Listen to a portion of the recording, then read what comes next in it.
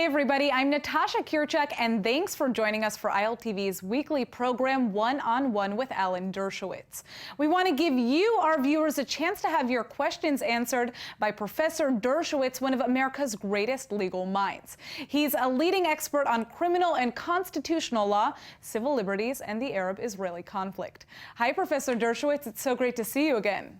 Hi, nice to see you. All right, so let's get started. Today's show, Professor, will open with a fresh look at some old issues. This month, the Israeli Mobileye company was bought by Intel for a whopping $15 billion as part of major plans to revolutionize the automotive world and make it safer to drive. Mobileye is just one example of an Israeli company that's making a major impact on the world. And today we have a question from Kobe Huberman. Huberman is a very successful high-tech entrepreneur who is developing a new approach for regional peace alongside Yuval Rabin, the son of the late Yitzhak Rabin. Let's hear what's on his mind. Good afternoon. My name is Kobe Huberman.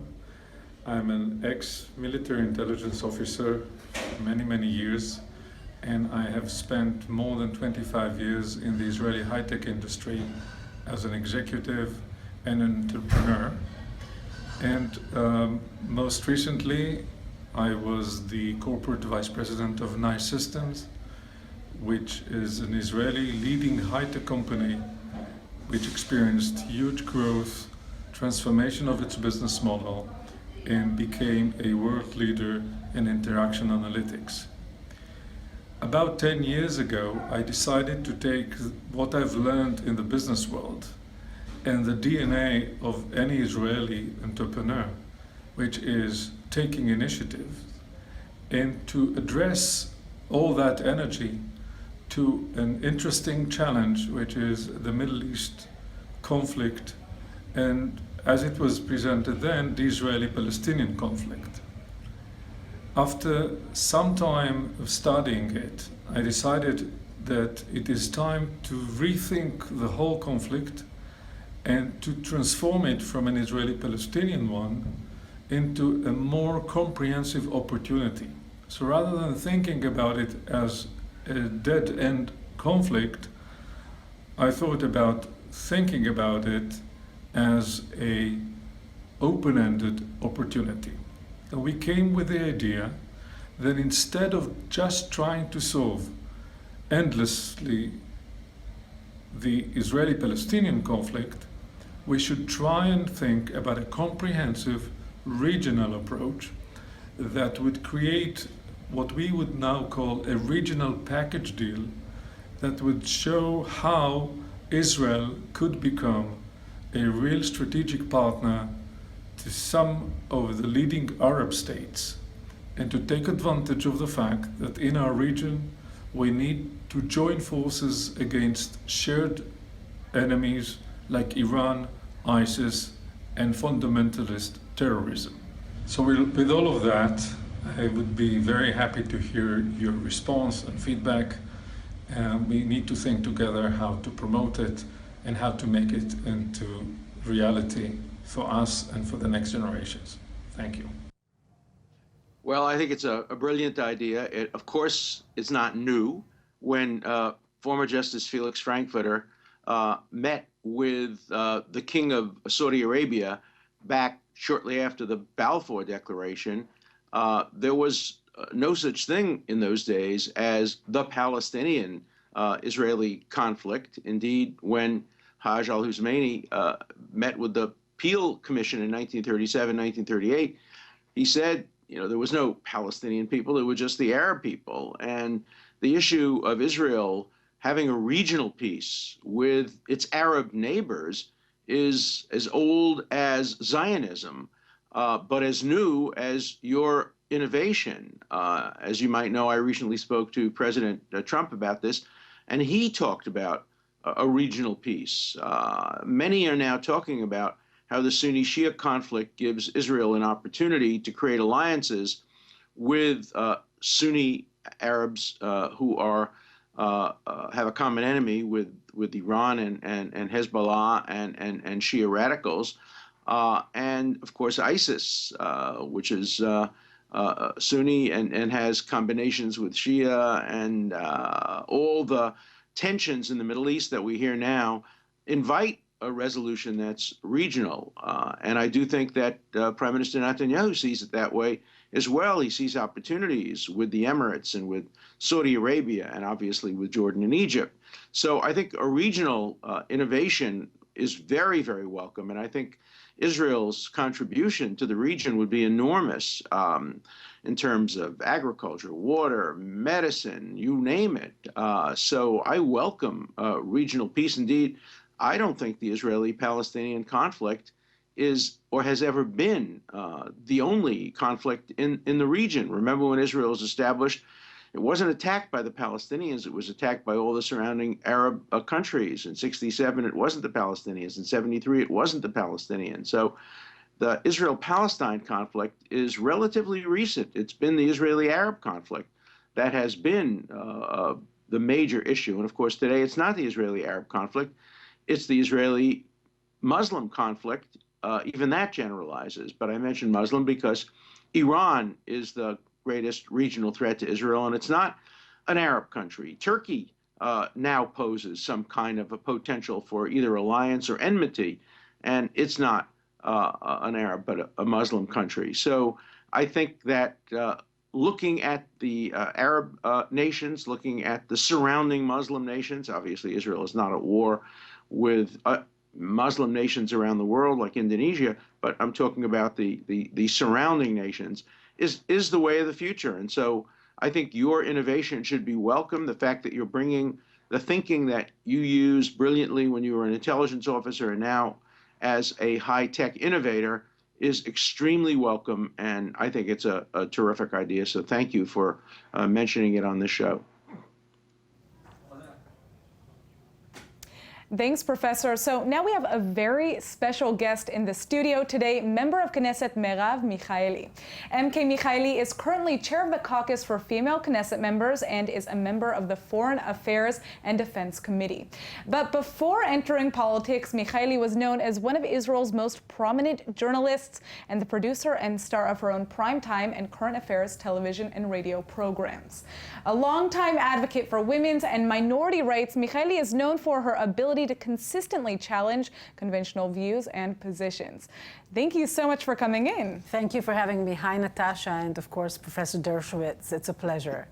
So I've been a longtime admirer of yours, and I can't wait to ask you some of my own questions. But first, I'd like to hear your response to what Professor Alan Dershowitz just said. Oh, thank you for letting me respond to that. Because, you know, Professor Dershowitz, I was with Kobi Huberman before I entered the formal politics, doing my activism and my wide politics across the board. I was on the board of his organization that is called the Israeli Initiative, which was all about getting Israel to realize that the Arab League Peace Initiative, which was presented to Israel already 15 years ago, it's hard to conceive the fact that it's been already 15 years, in which Israel has never responded to this offer that said, okay, we get it, you're here, you're not going anywhere, we will not destroy you. Now let's talk about normalization in exchange to a Palestinian state based on the 67 borders with an agreed upon solution in Jerusalem and for the refugees. So yes, it's like you said, and today I would say after 4 years in the Foreign Affairs and Defense Committee in Israel, I can tell you even more responsible than I could before maybe, how much of an opportunity there is out there right now.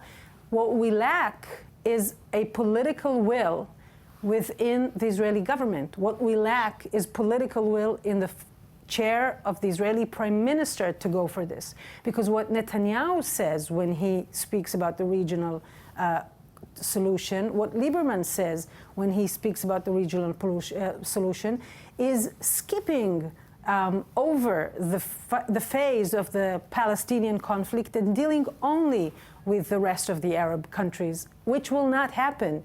Yes, we have off-record connections and dealings with them, but these are not really at our best because they do not promote regional cooperation, because they do not promote the recognition in the legitimization of the State of Israel, and we give in these dealings more than we get. So it's really time for Israel and for our government to realize that it goes together.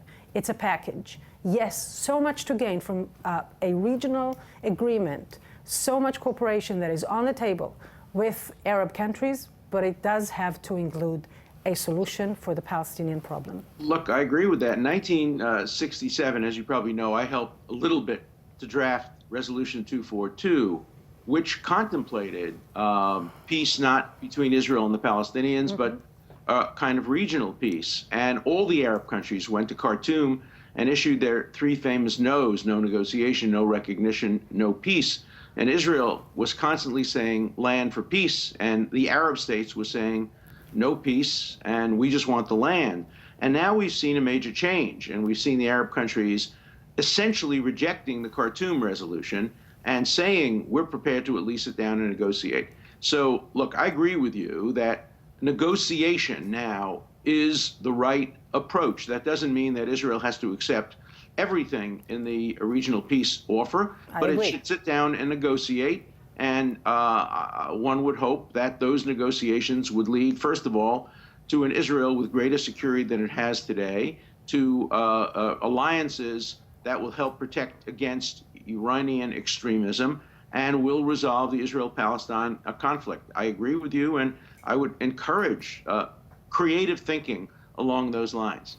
By all means. Speaking of regional negotiations, let's talk a little bit about the government coalition. A few months ago, the leader of your party, MK Michaeli, opposition leader Isaac Bougie Herzog, reported that he was very close to joining with Prime Minister Netanyahu last year for a peace summit. But Herzog said that as the deal came close, it was Netanyahu who backed out. Some people doubted that Herzog could have held his own party together, since many Knesset members from the Zionist Union threatened to leave the party if he were to join a coalition led by Bibi. Today, are there any circumstances in which you could see your party joining a coalition in order to close a deal with the Palestinians for peace? And of course, Alan, we'd love to hear your response as well. Sure. The only reason people from my party have threatened to leave the party if we join the government is because Herzog was, I would say, courageous enough to keep the details of the proposed deal with Arab countries and maybe towards the Palestinian a secret, because he feels so responsible for the sake of the state of Israel. If people knew then what we've learned recently about the possibilities that were on the table, which were the reason to begin with for this whole discussion with Netanyahu, nobody would have objected, obviously. And this has been known, Natasha, for ages. Our camp will always support any step towards peace. Our camp will always support in every possible way every step towards a solution for our bloody conflict with our neighbors, the Palestinians. So be it joining the government or not, but it was all back to square one, where Netanyahu is not willing to do what it takes in order to bring Israel the security, the prosperous, the really moving forward that it so desperately needs, and to do something for an agreement with the Palestinians. So there's really, ultimately, again, nothing to talk about. Well, I don't agree with that. As an American, I don't like to get involved in discussions about internecine Israeli politics for two reasons. First, it's none of my business as an American. Second, Israeli politics is so complex that no matter how hard I study Israel, I have no ability to really get inside the minds of the various components of the Israeli government.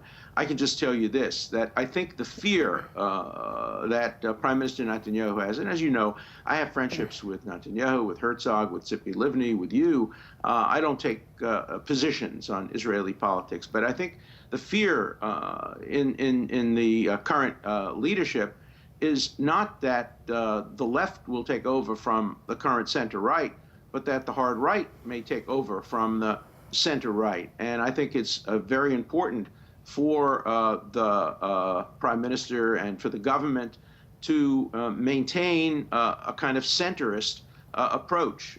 Look, my view is peace is paramount. And if there can be an alignment whereby people from the left can join with the current government and create a peace front, the National Unity Government for Peace. It's happened before, obviously, and it can happen again. But I don't want my comments to be understood in any way as a criticism either of the current government or of your party. You're going to have to fight this out among yourselves. People like me are going to stand on the sidelines cheering for a resolution without in any way taking sides as to who's right or who's wrong, hoping that you can come together in the interests of peace. And as you know, peace won't come because Israel's a democracy. You know, it's not like the Palestinian Authority where maybe the president of Israel, the president of the United States can twist some arms and get the leadership to do A, B, or C. In Israel, nothing is done unless the people agree. And so you have a job to do too. The polls are very, very disturbing. The polls are showing that Israelis are less inclined than they were 4 or 5 years ago to make the kinds of compromises and sacrifices essential for peace. So I think the peace camp has a job to do by persuading the Israeli public to support compromises for peace. And I think all Israelis should be encouraged to have an open mind and an open heart toward the kind of peace, regional peace, peace between Israel and the Palestinians, any kind of peace which improves the current status quo. So I wish you well in your quest without taking sides as to right or wrong. Now, I'd like to turn to another issue within the coalition. Knesset member Mikhaili, you're a former journalist yourself, and Alan, you're a major defender of free speech. So my question for the both of you is, what are your takes on the current fight over public communications in Israel? Are we witnessing a true violation of the freedom of the press? Oh yeah. We are witnessing, and this is an ongoing effort on behalf of Netanyahu. And unfortunately, I see, his coalition and members of his government not so much cooperating as much as cooperating by just standing by.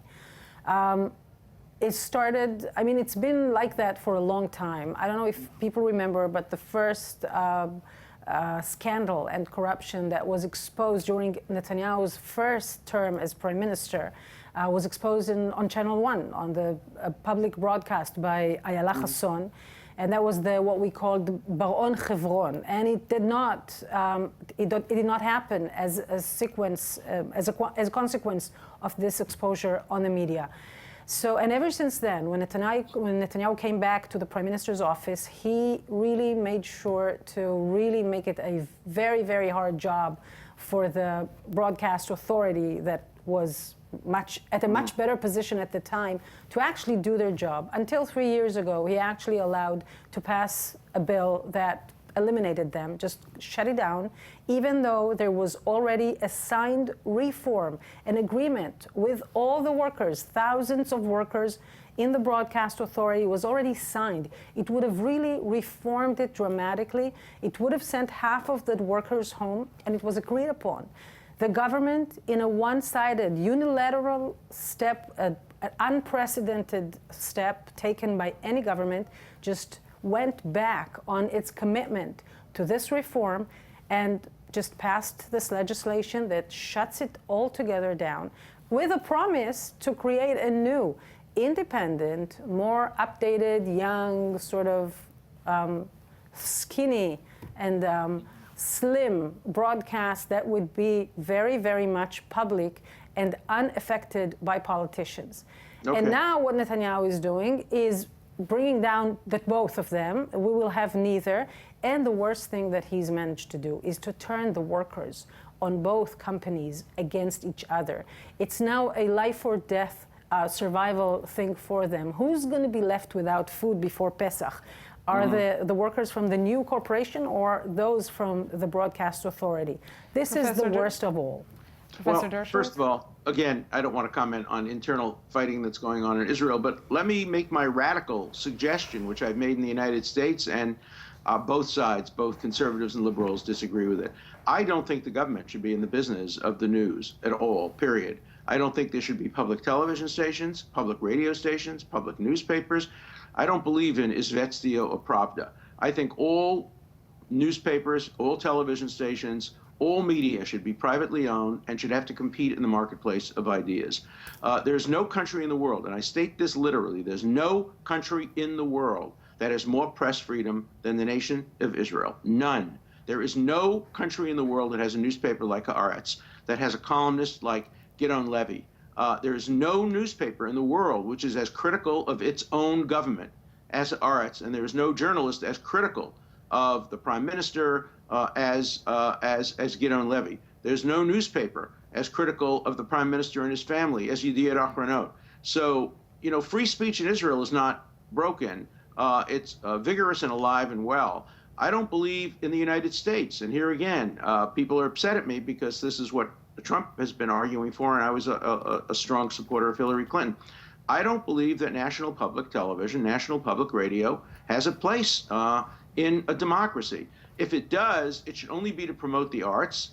If you want to have Big Bird in the morning for kids and have the government support that, that's okay. But I don't want any news, I don't want any information that's political to have any contact with the government at all. I think there is a potential there for real abuse. It hasn't happened yet in the United States. It hasn't happened yet so much in Israel. But if I had my way, if I were creating a utopian society based on freedom of speech, I would get the government completely out of the news business and leave it to competition, the marketplace of ideas. If you have a better idea, people will read your newspaper. If you don't have a good idea, people won't. Now, will it always produce truth? Of course not. People are prepared to accept fake news and lies. But the answer to that is the marketplace. The answer to that is not the government telling us what's true and what's false. So that's my radical suggestion. I'm sure both sides will disagree with that, but hey, that's what I believe in. Just one comment to comment on Professor Dershowitz now, and that is, you know, Professor Dershowitz, how the grass is greener. I look at your media and I say, oh my God, you have so many options, where in Israel we're not only small, but extremely centralized. And the impact that the government, with its very big power, has over our media, when the legislation for our media is very, very different than the way it's being done in America. And there is so much unhealthy impact on the private market of ideas, the way you call it. And I would suggest not to ignore the effect that money has on the ability of ideas to be even exposed to the public in a way that they can actually choose which ideas they want to listen to or want to buy or don't want to buy. No, that's so a very important. Yes, it's a very important point. It's a very important point, and when the government has so much very present power over the private market that has to do with the ideas, it's dramatic for freedom of speech. Right. That is true, and unfortunately we cannot continue any longer. That's all the time we have for today. But thank you so much for your time, Professor Dershowitz. Thank you for your brilliant insights. Thank you, and I want to thank Knesset member Merav Michaeli for joining us today. It was a pleasure. Thank you, Natasha and Professor Dershowitz. Now, if you Let's like work Professor together in our joint interests. Good. Beautiful. Now, if you would like Professor Dershowitz to answer your questions, go to our Facebook page and submit them. We'll see you again next week.